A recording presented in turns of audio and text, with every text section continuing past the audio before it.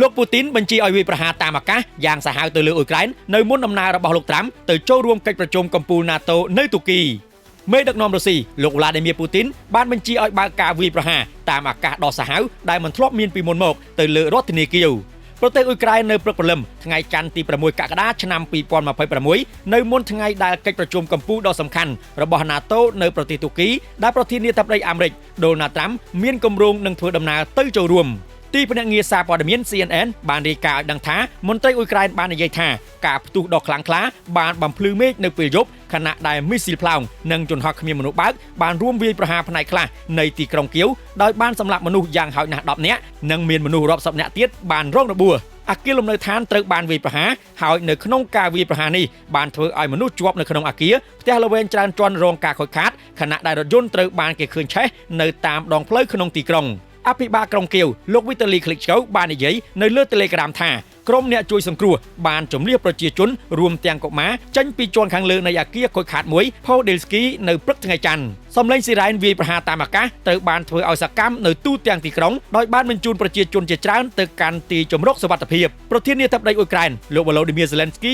បានប្រមានកាលពីប៉ុន្មានម៉ោងមុនថាទីក្រុងមូស្គូកំពុងរៀបចំការវាយប្រហារដ៏ធំថ្មីហើយការវាយប្រហារនេះបានកើតឡើងត្រឹមតែប៉ុន្មានថ្ងៃបន្ទាប់ពីការវាយប្រហារដ៏សាហាវរបស់រុស្ស៊ីលើទីក្រុងគៀវដែលបានសម្លាប់មនុស្ស30នាក់កាលពីថ្ងៃប្រហ័សសប្តាហ៍មុនដែលជាការវាយប្រហារដ៏សាហាវបំផុតទី3ចាប់តាំងពីសង្គ្រាមចាប់ផ្ដើមចូលឈ្លានពានអ៊ុយក្រែននៅឆ្នាំ2022នេះគឺជារឿងធម្មតារបស់លោកពូទីនភ្លាមបន្ទាប់ពីទិវាឯករាជ្យរបស់អាមេរិកនិងមុនកិច្ចប្រជុំកំពូល NATO នៅទីក្រុងអង្ការ៉ាលោក Zelensky បាននិយាយកាលពីថ្ងៃអាទិត្យនៅក្នុងការបង្ហោះនៅលើអិចមុនពេលការវាយប្រហារអគារលំនៅឋាននៅក្នុងស្រុក Danitsky ភាគអាគ្នេយ៍នៃទីក្រុងគៀវដែលជាតំបន់មួយនៃទីក្រុងបានរងការខូចខាតយ៉ាងធ្ងន់ធ្ងរកាលពីថ្ងៃព្រហស្បតិ៍ត្រូវបានខូចខាតយ៉ាងធ្ងន់ធ្ងរនៅក្នុងការវាយប្រហារកាលពីថ្ងៃច័ន្ទហើយកំពុងត្រូវបានជម្លៀសចេញនេះបើយោងតាមអភិបាលក្រុងវីដេអូទីតាំងភូមិសាស្ត្រដោយ CNN បង្ហាញការផ្ទុះដ៏ធំមួយនិងអគារផ្ទះល្វែងខ្ពស់ជាច្រើនកំពុងឆេះបន្ទាប់ពីត្រូវបានវាយប្រហារក្រសួងការពារជាតិរុស្ស៊ីបាននិយាយថា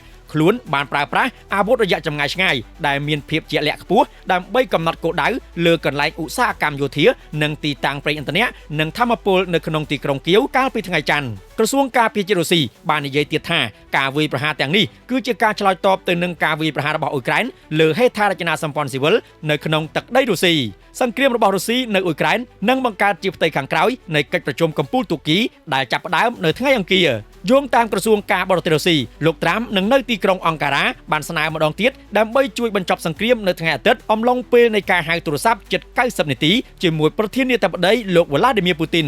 ប្រធានាធិបតីអាមេរិកក៏បាននិយាយជាមួយលោក Zelensky នៅថ្ងៃសៅរ៍ផងដែរលោកត្រាំបានស្បត់ថានឹងដោះស្រាយសង្គ្រាមក្នុងរយៈពេល24ម៉ោងបន្ទាប់ពីរូបគាត់ចូលកាន់តំណែងម្ដងទៀតប៉ុន្តែជាង500ថ្ងៃនៃអាណត្តិទី2របស់លោកត្រាំរដ្ឋបាលមិនទាន់បានរកឃើញផ្លូវឆ្ពោះទៅរកសន្តិភាពរវាងប្រទេសជិតខាងនៅឡើយទេបើទោះបីជាមានការប៉ុនប៉ងច្រើនដងក៏ដោយកងកម្លាំងរុស្ស៊ីបានបង្កើតកិច្ចខំប្រឹងប្រែងដើម្បីដណ្ដើមយកតំបន់ Donetsk ភាគខាងកើតរបស់អ៊ុយក្រែនបន្ថែមទៀតគោលបំណងសំខាន់សម្រាប់វិមានកម្លាំងហើយទីក្រុងនានារបស់អ៊ុយក្រែនប្រឈមមុខនឹងការវាយប្រហារស្ទើរតែរាល់យប់ពីយន្តហោះគ្មានមនុស្សបើកនិងមីស៊ីលរបស់ទីក្រុងមូស្គូថ្មីនេះអ៊ុយក្រែនបានបង្កើតឲ្យមានការវាយប្រហារដោយមីស៊ីលនិងយន្តហោះគ្មានមនុស្សបើកប្រឆាំងទៅនឹងហេដ្ឋារចនាសម្ព័ន្ធសំខាន់នៅក្នុងទឹកដីរុស្ស៊ីរួមទាំងរោងចក្រចម្រាញ់ប្រេងកំពង់ផែនិងរោងចក្រយោធាផងដែរទីភ្នាក់ងារសារព័ត៌មាន Reuters បានរាយការណ៍ថារុស្ស៊ីបានបាញ់ទម្លាក់យន្តហោះគ្មានមនុស្សបើករបស់អ៊ុយក្រែនចំនួន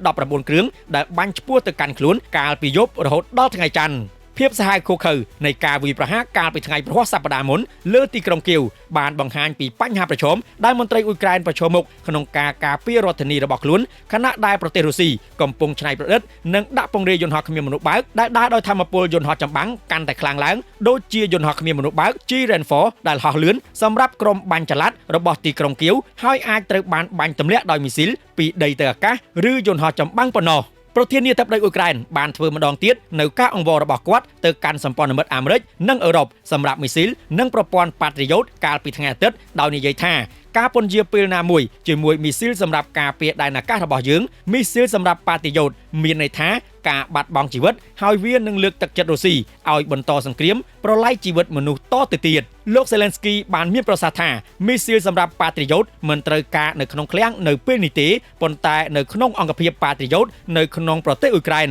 លោក Zelensky មើលឃើញថាប៉ាទីយ៉ូតគឺជាគន្លឹះនៅក្នុងការបាញ់ទម្លាក់ឃ្លាំងអាវុធរបស់រុស្ស៊ីរួមមានមីស៊ីលផ្លោងគ្រាប់រំសេវដែលហោះឡើងចុះនិងយន្តហោះគ្មានមនុស្សបើកដែលដំណើរការដោយយន្តហោះប្រព័ន្ធស្ទាក់ចាប់ប៉ាទីយ៉ូតចំនួនចុងក្រោយបំផុតមានសមត្ថភាពវាយប្រហារមីស៊ីលផ្លោងរយៈចម្ងាយខ្លីមីស៊ីលបញ្ជាទិសនិងយន្តហោះគ្មានមនុស្សបើកដែលចូលមកក្នុងរយៈកម្ពស់រហូតដល់15គីឡូម៉ែត្រប្រហែល 9.3 ម៉ៃនិងចម្ងាយរហូតដល់35គីឡូម៉ែត្រពីខ្ញុំបាទសូមប្រសិទ្ធ CFN TV